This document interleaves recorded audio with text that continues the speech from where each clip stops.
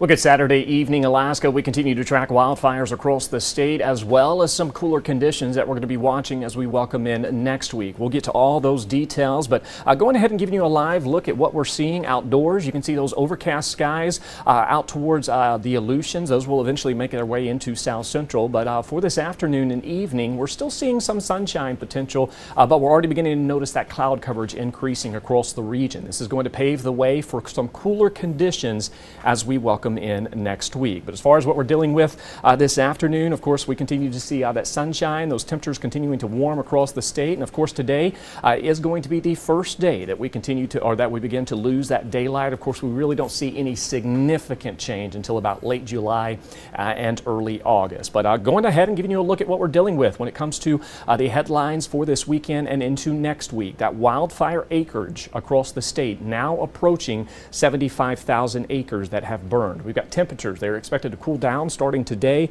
and then as we welcome in next week, we're going to be seeing some clouds returning as well as some showers in the forecast. We're not talking about widespread rain, we're not talking about anything organized for South Central, but we will see some showers in the forecast, which will certainly help when it comes to that wildfire suppression, particularly for areas in the interior, which will see some rain as we welcome in next week. And you notice that drought conditions for the interior continuing to show abnormally dry soils. This is leading to those dry fuels that will certainly lead to additional wildfire potential. We've got some red flag warnings through parts of the interior. We've got a red flag warning through the Copper River Basin where we're seeing extreme fire danger. In fact, many areas across South Central seeing anywhere from moderate to about extreme fire danger. And as a result of that, we have seen some burn permit suspensions. But as far as the current fire danger across South Central, this is denoting the highest fire danger. That is extreme, and that is for the Copper River area. Now, the Mat-Su, you're up under a high fire danger. Anchorage is under a high fire danger, and then the Kenai Kodiak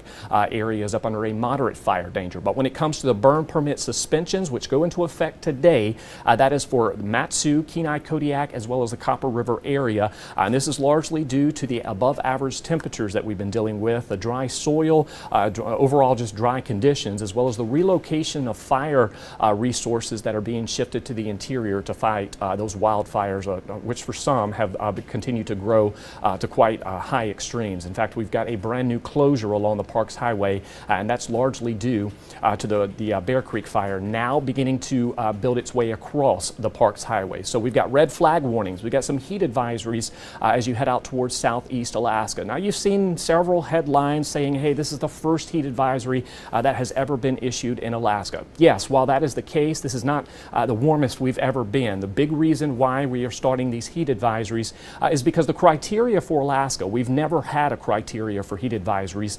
In fact, we've had to use the criteria for the lower 48, which is they tend to issue those heat advisories anytime temperatures or heat indices exceed 100 degrees. But starting this year, Alaska now has criteria to issue heat advisories. And for the southeast, you'll see that heat advisory when temperatures exceed 80 degrees. For the interior, that heat advisory will be for locations above 85 degrees. And then for the slope, that criteria for you for the heat advisory will be 75 degrees. But yes, conditions continue to remain hot, and a good reminder to never leave kids or pets in the vehicles, particularly on these hot days when temperatures warm well above 65 degrees, as temperatures in vehicles can easily exceed 20 to 25 degrees above what the actual temperature is outside. So that's what we continue to see in terms of the heat as well as the fire across the state. And the latest numbers for Alaska showing we are sitting at over 75,000 acres burned so far this year, 174 active wildfires, of which 59 are new, which occurred yesterday and today, and we've got 20 staffed fires currently across the state. Now, brand new this afternoon into the evening, we have the Bear Creek fire, which we continue to monitor and follow, is now leading to a closure on the Parks Highway. This is for all lanes from mile marker 267 to mile marker 278, which remain closed as wildfire crews continue to battle that wildfire right along the Parks Highway. And again, the roads are closed, or the lanes are closed in all directions from milepost 267 to milepost 278 on the Parks Highway. And that is from that Bear Creek wildfire. And these wildfires across the state leading to some air quality concerns. Here in South Central, we're still seeing some hazy conditions, but our air quality actually sitting on the good side. Now, as you head into the interior, this is where we're seeing that air quality fluctuate from moderate to unhealthy. So some of those sensitive groups certainly likely dealing with some air quality concerns.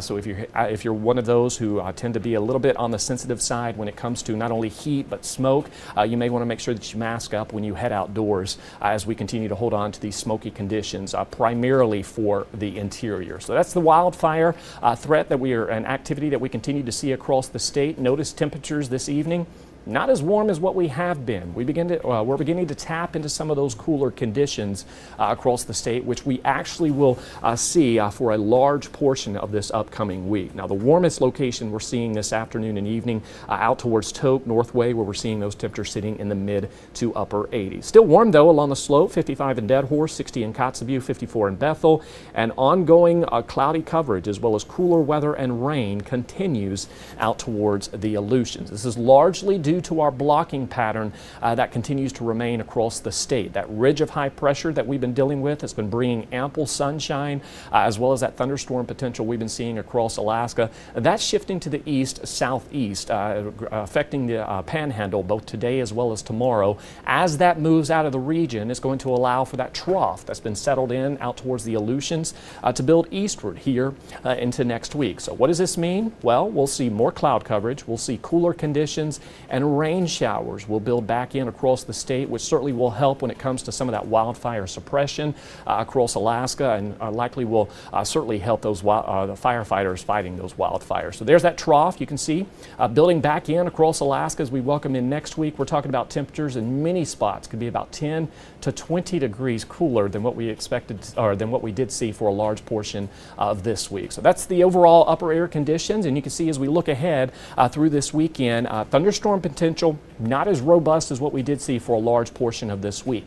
However, into tomorrow, we'll see that best chance for some thunderstorm development through the eastern interior and possibly south-facing slopes of the Brooks Range. And then, of course, out towards southwest Alaska, here in south central, we'll see some shower potential. Nothing widespread or organized, but we will see a chance for some showers in the forecast in the coming days, and that certainly will help when it comes to the dry soil that we do have across south central and through parts of the interior where we're seeing that abnormally dry soil beginning to pop up. So the overall forecast for Fairbanks, we are trading the 80s for some 60s and 70s in the days ahead. So some cooler weather is heading your way, and as those temperatures do cool off, we're going to see more of a rain threat and less of a thunderstorm potential. So there's that wildfire suppression efforts that we will see as we welcome in this upcoming week. Even here in south central, we're going to tap into some of those cooler conditions. We're going to see likely warming back into the low to mid 60s tomorrow, but as we welcome in the start of next week for the work week, those highs will climb or drop back into the upper 50s and lower 60s. So we do have a reprieve from some of this heat.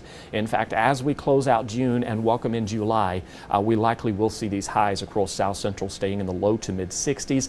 Best chance for some mid to upper 60s will be into the Copper River Basin as well as the Mat-Su Valley. But overall, we are going to end June on a cooler note, but still seeing those warmer days with those temperatures sitting in the 60s. So it's still going to be nice to get outdoors. We'll still see some sunshine breaks, but overall expect a bit more cloud coverage, cooler conditions, and more rain showers in the forecast. Of course, we'll continue to keep you updated online on the CTV desk as well as on social media. For now, make sure you have a great weekend. Get outdoors, soak up this summer-like weather before the cooler conditions arrive as we welcome in next week.